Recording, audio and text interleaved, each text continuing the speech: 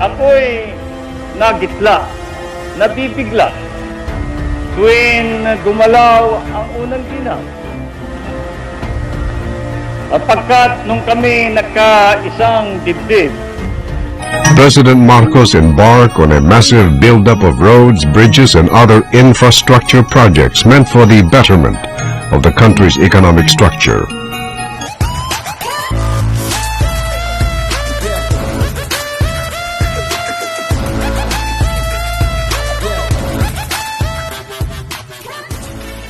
Yo, kamusta mga sadik? Welcome back sa ating channel. At for today's video, mayroon naman tayo bagong reaction at komentary dito sa mga lumang video ng mga Marcos at kanilang mga nagawa noon. Diba? Noong una, naniniwala ako sa mga Aquino dahil kaysa Diktador si Marcos, kaysa wala daw nagawa. Pero sa totoo lang, namulat na ang mga tao at namulat na rin ako.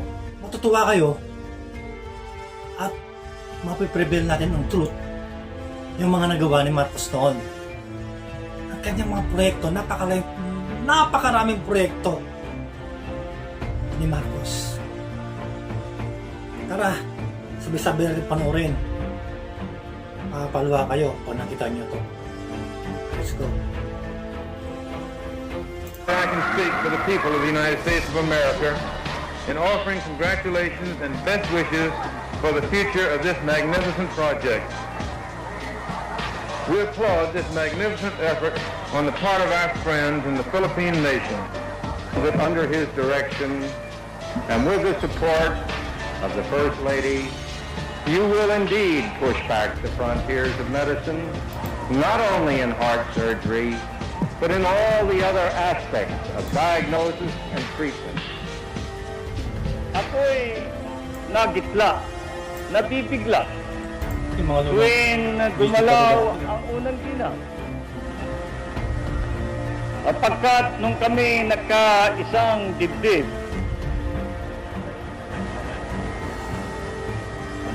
ang kabilin-bilinan ko lang sa kanya, alagaan mo ang aking puso. Magaling talaga nangyayta si President Marcos. At ngayon, tignan mo ang ginawa, napakalaking pag-aalaga. Napaka-intelihente. Ngunit, ang paliwanag naman niya sa akin ay yan daw ay pag-aalaga ng lahat ng puso ng lahat ng mamayan Pilipino. Ito yung heart center. Ano yung sasakyan dati? Mga mobile. Bakit wala ito sa libro? Bakit wala ito sa payagan dati? Bakit ngayon lang ito lumalabas? Dahil ba siguro sa mga Aquino? Dahil sa mga dilawan? Dahil siguro sa mga oligarko? Kaya nga mabuti na lang may nakakuha noon at may naka-video noon hanggang ngayon na-preserve ang video napakatagal ng panahon. Diba? Paano na lang kung wala nakakuha ang mga video na ganito. Before, we used to say that being president is to a certain extent about character. We can say that being president of this country is entirely about character. Government is choosing. Government is prioritizing. And during his watch, President.Ferdinand Marcos cannot always be on the right. Yes. He must take up matters as a whole to make things perfect for the country and not only for the foreign hands that have always been manipulating us. Marcos knew then that the international proponents of free trade did not conceal their underlying and motivating belief that the nation state is obsolete. Yun naman yung gusto ni Marcos mapaunlad ng bansa at mawala yung mga mahihirap na magkaroon ng tahanan, pagkain, hospital, who run the International Monetary Fund, the World Bank, and the World Trade Organization. With his wife Imelda by his side, Ferdinand proved to be a dynamic, All support talaga innovative, support si and Madam Imelda forward-looking noon. leader First with Lady niya. self-sufficiency for the country as his immediate goal. He Yung laid paninirahan down the talaga, yung foundations of the paninirahan talaga nation's noon. economic infrastructure Yung doon by na, building ano, more and better national roads, Buti na lang na namulat na bridges, yung mga Pilipino ngayon. public edifices, Highways, ito yung ano. which he later dubbed Napakarami niyang as ginawang concrete proyekto. monuments to progress. In order to make Nasa Ferdinand's hanggang dream ngayon house a home, ay Imelda nakikinabang pa reflected ang maraming what Pilipino. makes a home, Hanggang ngayon, love, and what is love made real, beauty. What was the beautiful tradition, values, art that we had as a people? So Imelda built the cultural center of the Philippines to be a monument to the Filipino spirit, to give standard, mabuti to na lang give maraming mga tao identity. na If nag-preserve there ng was mga a video na crisis to. of identity for Napakalumang video Filipinos, na to. this was followed by the Folk Arts Paano wala Theater, kung hindi? the Kung wala, Institute wala of nakakuha Arts nito. in Makiling, the Philippine International Convention Center. As time passed, they forgot how Marcos tried to control the prices of oil and other Yes. commodities, and struggled to put up industrial projects that could have given more jobs and lifted the nation's economy.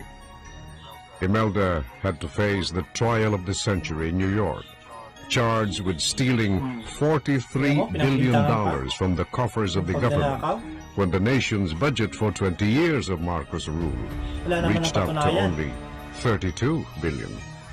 Simple arithmetic. With his meager Ilocano budget, as it were, President Marcos embarked on a massive buildup of roads, bridges, and other infrastructure projects meant for the betterment of the country's Napakaraming economic nagawang structure. proyekto sa buong bansa. Sad to say, the succeeding presidents had little to show, Arte, despite their huge benefits. Sada, Tulay, Bridge. A summary of government expenditures from 1966 to 1997. Number 1. President Ferdinand Edralin Marcos, 1965 to 486 billion lang. 1986. 20 Budget years. at for 20 years, ha? 486 Ang liit lang nun. billion, 273 In 20 million. years. Number 2. President Corazon Aquino, 1986 to 1991. What? 6 years. 1 trillion? 1 trillion. In 6 77 years? billion, Anong nagawa? 895 million. Wala. Number 3. Oh my President God. Fidel Ramos, 1992 to 1997. Mas lalo na to, ang 6 laki. years. 2.2 2 trillion pesos. 237 Just 6 billion, years. 907 Si million Ramos. from the National Wala ring Statistics nagawa. Office. Anong ginawa? Pinagbibenta On the lahat ng core properties of the ng family. government. Which is the Diba? barangay. As Governor of Metro Manila and Minister of Human Settlements, Mrs. Marcos conceptualized and implemented a Grabe program ginawa of ng mga delivering oligarchs na 11 basic panahon nun. needs to Metro Manila residents. Marami ang nabulag. 2. Electricity. 3. Food through agriculture. 4. Clothing through cottage industries. 5. Livelihood or the economic base. Grabe, 6. naku- Medical services. 7. Education, culture, and technology. 8. Ecological balance. 9. Sports and recreation. 10. Shelter, which includes housing and land use. And 11. Mobility, which includes roads. She constructed housing units, known as the Bliss Homes, coupled with livelihood projects. This provided not only low-cost dwelling units, but also income for the less fortunate residents. Kadiwa centers and rolling stores selling prime commodities at lower prices were established and mobilized Grabe, oh. around Metro Manila's impoverished areas. Metro Aid centers were organized that provided employment for some Walang 10,000 magpabuti ang Metro mga Aids who Pilipino, were ha? responsible for the Ginawa cleanliness ni President and Marcos beautification of the lahat. metropolis. Hospitals and institutions with specialization in various fields, Pero anong such namuo as sa the atin Heart noon? Center, Hatred. Kidney Center, Diba? Lung Center, the Children's Hospital, among others, were Tinawag pa natin established. Diktador, The pero Philippine General Hospital was reconstructed and expanded grabe. to extend Napakaraming better proyekto. and more efficient Hanggang ngayon, service ang mga to tao a ay greater nakikinabang number pa rin. of our Ang Filipino mahihirap ay nakikinabang pa rin. Imelda had done more good for the Filipino people than all the presidents combined, except, of course, President Ferdinand Marcos. On the matter of sovereignty, the RP-US Military Bases Agreement was signed on March 14, Pati 1947. yung It provided the United States with 99 years lease to more than 20 base sites, covering some 250,000 hectares in 13 provinces. In 1959, the base's area was reduced to 117,075 hectares. President Ferdinand Marcos refused to compromise the nation's sovereignty and territorial Sayang integrity talaga in yung the mga negotiations for the proyekto military na bases hindi agreement. natuloy. Thus, Lalo na the yung Serrano nuclear power Golden plant. Memorandum of Lease Agreement No? from Malaking tulong sana 99 sa atin years yun. to Sa 25 kuryente, years. sa tubig, lahat. In Sa 1976, gasolina. President Marcos further reduced the bases area to Kasi hindi 71,000 porkit meron kang hectares. nuclear power plant ay gumagawa ka na ng President mga Marcos nuclear reduced the lease bombang nuclear ba yun? agreement from Iba yun. 25 years to 5 years and 250,000 hectares to 10,000 hectares coverage. It also reaffirmed Philippine grabe, sovereignty over the bases. And President Nakakabilib Marcos talaga called itong it panunungkulan ni fittingly Marcos dati. the final liberation panahon niya. of the Philippines. Following the 1983 Military Bases Agreement review, President Ronald Reagan pledged his best efforts to increase security assistance to the Ika nga, Philippines the to truth will 900 prevail million talaga dollars pagka for the period talagang talabas na talabas ang 1984 to katotohanan. 1986. 125 million to military Kung sino assistance talaga ang grants, diktador, 300 million kung sino in talaga foreign ang nagtatago ng military sales katotohanan. credits, and 475 million in economic support funds. Grabe, no? And now the question arises. Who killed? Pati ibang bansa. Senator Benigno Ito yung pagpapatay kay ano. This is the Pinoy na question ginintang that ni Jay remains Marcos. unanswered to this day. Here are the facts. Huh? It was Madam Imelda Marcos who facilitated his departure for the United States for that heart operation that he so badly needed. Binalaan niya sa sinunod It pala was na Mrs. wag Marcos mo na who arranged everything wag so mo na that bumalik his sa flight Pilipinas via dahil Philippine merong Airlines to gagawin the United States was gagawin on masawa sa schedule. kanya. Kumbaga, Upon intelligence. learning of his desire to come home, reach President Marcos, it was again Mrs. Marcos who was sent to the United States to ask him to delay his flight home Kasunod, malalaman niyo due kung to an talagang kung sino yung intelligence papatay report that some people kay wanted Ninoy to do Aquino. him harm. Naghanap ako It ng was mga Mrs. preserved na Marcos videos. who frequently had dialogue with Senator Aquino then during Mrs. Marcos's frequent trips to the United States on official basis. But all these were not. He was being given the wrong information. Parang The biggest lie of hindi ko all malaman was eh. that President Marcos was dying. Diba? All the admonitions for him to delay his trip fell on deaf ears. He insisted on Kaya coming pala yung mga home ninuno after ko, naging being fed Marcos the Boys erroneous even before. information Mga that lolo ko, Marcos lola ko, was dying. nanay ko, The tatay ko. rest, as you lahat. know, is history. A tragic mistake in judgment on his part. A tragic error that cost him his life. Who killed Ninoy? Let it be enough when we say maybe whoever did him in still walks amongst us.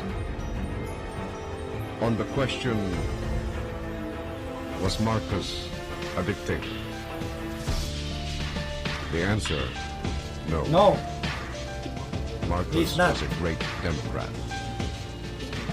A dictator never called for an election. 16 elections. One in November 9 of 1965. Oh, kita mo, magkaroon pa ng snap November election 14, before. 1967. Lahat siya panalo. 3, November 11 of 1969. Ha? Hindi talaga to dati lumalabas ganito, no? 4. November 10 of 1970. 5. November 9, 1971. 6. April Buti 7, nila may mga nakapreserve 1978. ng ganitong mga videos. April At mapapanood natin 27, ngayon. Ang 1978. katotohanan talaga 8. ay lalabas May lalabas 7, din. 1979. 9. May 27, 1979. 10. January 30, 1980. Puro siya ang nanalo. 11. June 16, 1981.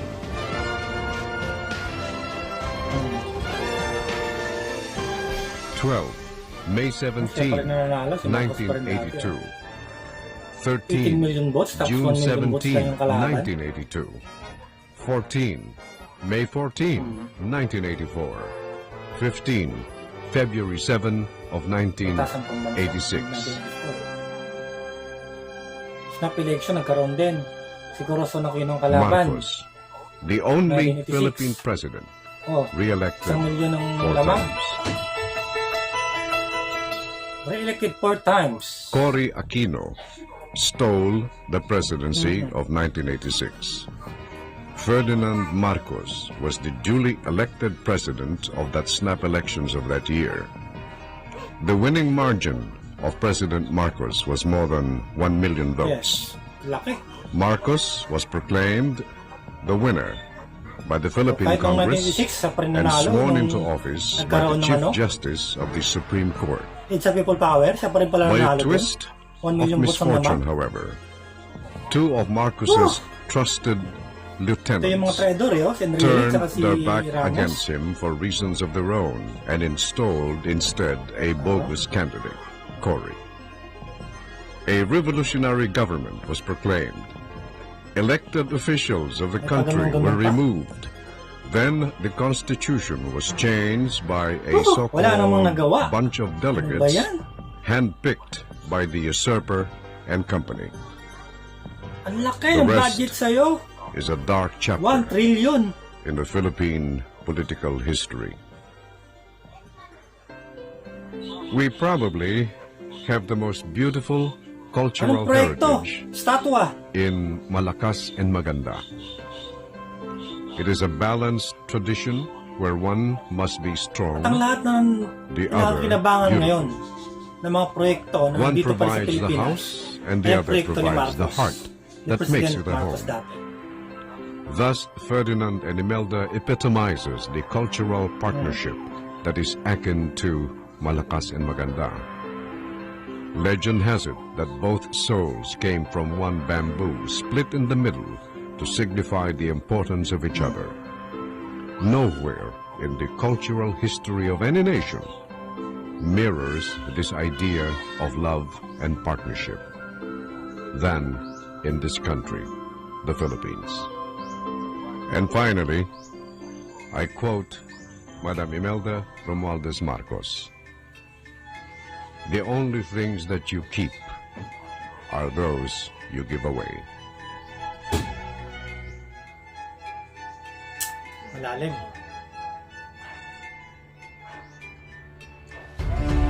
So yun na nga ano.